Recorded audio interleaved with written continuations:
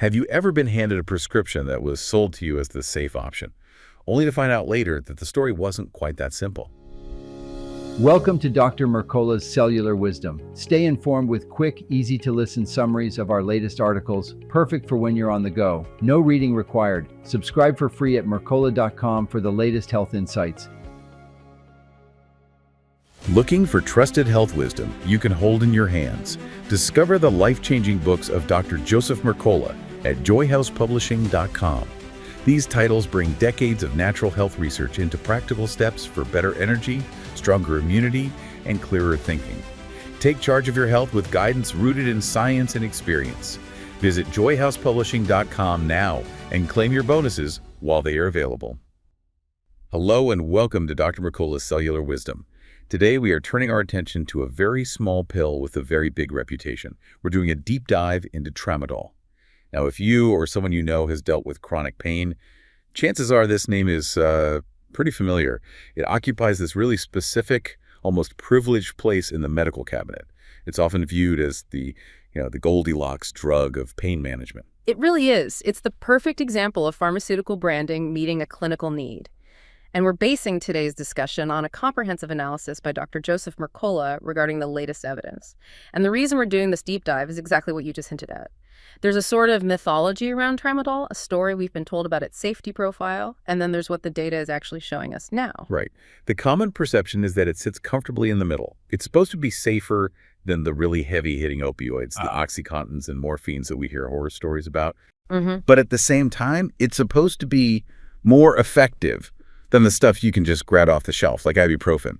It's pitched as the best of both worlds. That is the marketing, and that's the perception that has driven millions and millions of prescriptions. But here's the core conflict we're going to explore today. Dr. Mercola's analysis highlights that newer evidence is, well, it's aggressively challenging those exact assumptions. So that reputation is crumbling. It really is. We have to question whether it's actually safe in the long term, and maybe even more surprisingly for a prescription painkiller, whether it's actually providing the relief people think it is. Which is a massive paradigm shift. Because if you take away the safe label and you start questioning the effective label, you're left wondering, well, why are we taking it? That's the question of the hour. We need to explore why this drug became so popular based on that safety halo and what it means for your biology now that the halo is slipping. Okay, so let's unpack the history here first. I want to understand how we even got to this point where Tramadol became the sort of default script. Why is it everywhere? Well, to understand that, you have to look at the gap it fills in the medical toolbox. In pain management, there's always been this massive divide. Right. On one side, you've got over-the-counter medications, NSAIDs, Tylenol. They're accessible, but for severe, nagging, chronic pain, they often just don't cut it. No. On the far other side, you have the potent opioids. And these are effective, yes, but they carry heavy baggage, high addiction potential, respiratory depression, and since the opioid crisis, very, very strict regulations. So doctors are in a bind. They don't want to use a sledgehammer to crack a nut, but they also can't ask a patient to fix a broken leg with a Band-Aid. They need a tool for the middle. Precisely. And Tramadol was positioned as that middle tool. When it was introduced, it was marketed as a synthetic opioid with a unique mechanism of action. The selling point was that it wasn't just an opioid. It also works on serotonin and norepinephrine pathways, kind of like an antidepressant. The narrative was that this dual action made it less risky, less addictive, lighter than the heavy hitters. In fact, for a long time, it wasn't even a controlled substance in a lot of places. That regulatory history is so interesting because it really cements the idea in the public mind that this is like diet opioid. It's psychological, isn't it? Oh, completely. If I go to a doctor and they say, I'm giving you something strong, but don't worry, it's the safe one, I immediately feel better about taking it. I feel like I'm being responsible. That psychological comfort is a massive driver for both the prescriber and the patient. It lowers the barrier to entry. If a doctor offers a patient, say, a potent narcotic, the patient might hesitate. They might worry about dependency. Yeah, they might refuse it. They might. But if the doctor offers Tramadol, the perception is that it's a soft option. It just became the path of least resistance. I like to think of it like the hot sauce scale at a restaurant. You see a bottle labeled Insanity Peppers, you can be really careful. You might not even touch it. Right. But if there's a bottle labeled Mild Jalapeno Blend, you might pour that all over your tacos without a second thought. You just assume it won't burn you. That's a fitting analogy, but let's take it a step further. Imagine that mild sauce actually had a delayed kick that was just as potent as the insanity peppers, but you'd already used half the bottle because the label said mild. Wow. Okay. That's the situation with Tramadol. Because of that perception of safety, people approach it with a more casual mindset. They might not be as vigilant about the dosage or how long they stay on it or mixing it with other things like alcohol or SSRIs. The label changes the behavior. We treat it like it's Tylenol Plus instead of a centrally acting analgesic. And that casualness is dangerous.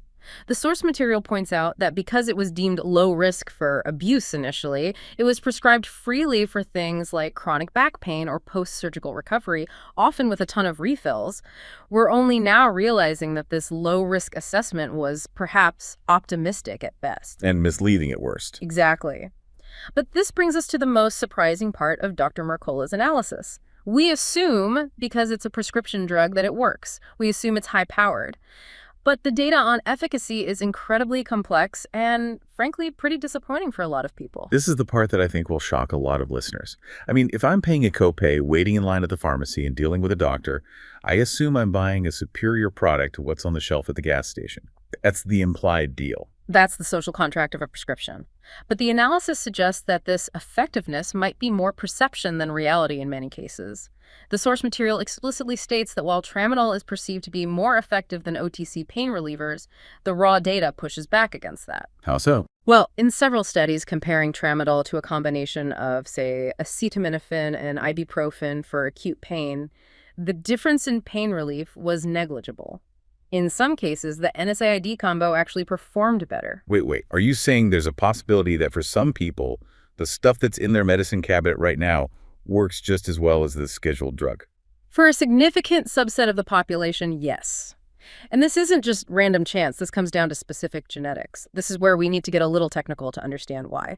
Tramadol is what pharmacologists call a prodrug. A prodrug. Okay, let's unpack that. That means it's not active when I swallow it. Correct. When you swallow that pill, the tramadol molecule itself has a very, very weak affinity for your opioid receptors. It's barely doing anything. It relies on your liver to act as a chemical factory. Okay. Your liver has to process the tramadol using a specific enzyme, it's called CYP2D6, to convert it into a different molecule, O-desmethyltramadol. O-desmethyltramadol. That sounds like the heavy hitter. It is. That metabolite is significantly more potent than the parent drug. That is what actually gives you the pain relief. But, and this is human beings have massive genetic variability in how much of that CYP2D6 enzyme we have. Oh, I see where this is going. It's a genetic lottery. It is a significant chunk of the population, and depending on ethnicity, it can be up to 10% or even more, are what we call poor metabolizers. They just don't have enough of this enzyme, so they take the pill, it goes to the liver, and nothing happens. The factory is closed. The factory is closed. They get almost no conversion to the active painkiller. So they're taking the drug, exposing their body to the chemicals, but getting zero benefit for their pain. It's worse than that. They are getting the side effects of the parent drug, the nausea, the dizziness, the constipation, but almost no analgesia. Yet, because they believe they're taking a strong drug, they might report feeling better because of the placebo effect, or they just assume their pain is unfixable because even the strong stuff didn't work. That is incredibly frustrating to think about. Imagine you're in chronic pain, which is exhausting on its own.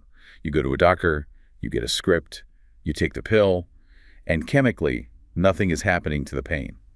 But you keep taking it because, well, the doctor gave it to me.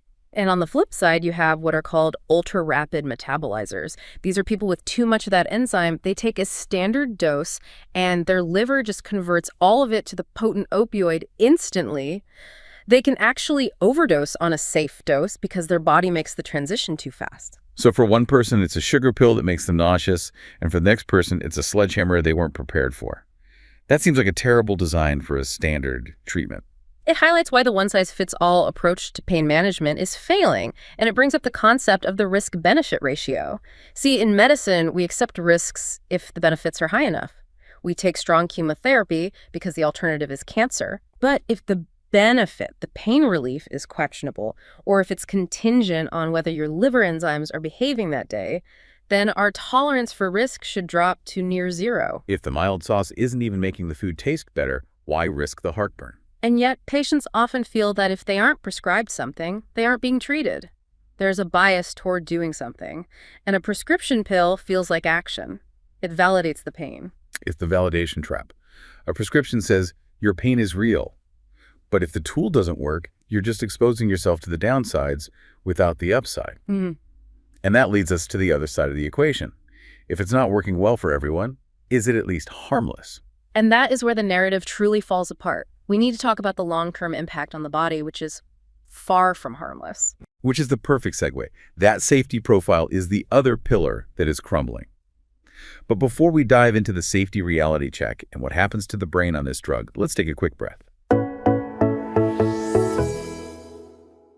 Hi, friends. We're trying out a new podcast style for a limited time, and we truly love your feedback. If you're enjoying this format, please let us know in the comments.